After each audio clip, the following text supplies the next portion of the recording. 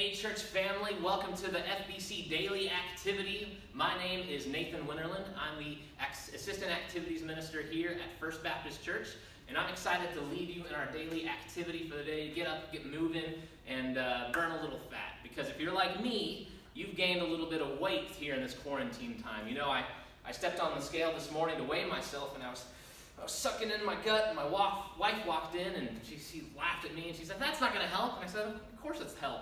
I can't see the numbers unless I do that."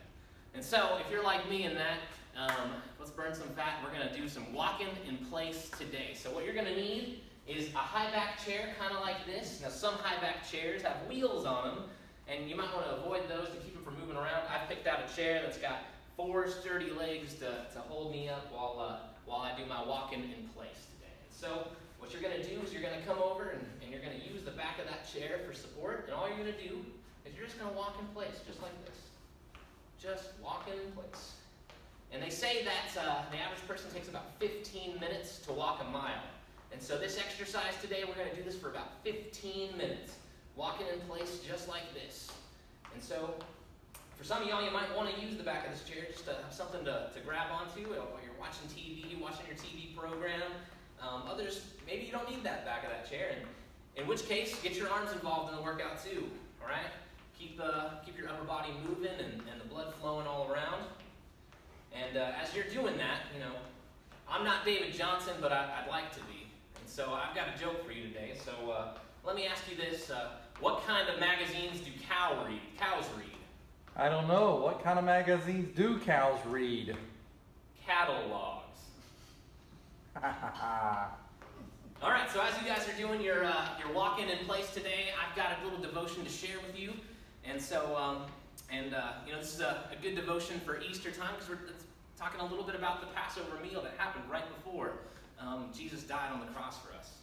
And so what comes into your mind when you think about greatness? Maybe you think of a great athlete, or maybe you think of a great talented celebrity, or even a great pastor.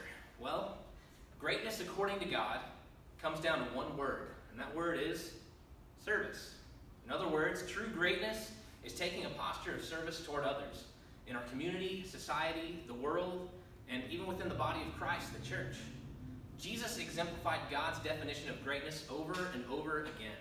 One particular example is during that Passover meal. Jesus had gathered the disciples, and Jesus cared very deeply about these men, and in this moment, he was incredibly burdened. Why? Because Jesus knew that his death on the cross was right around the corner.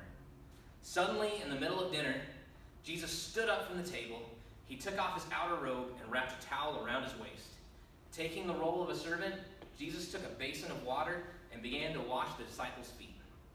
The disciples were stunned. What Jesus was doing wasn't just the job of a servant or a slave, but the responsibility of a Gentile slave. And here was their teacher and Lord, humbling himself to wash their feet.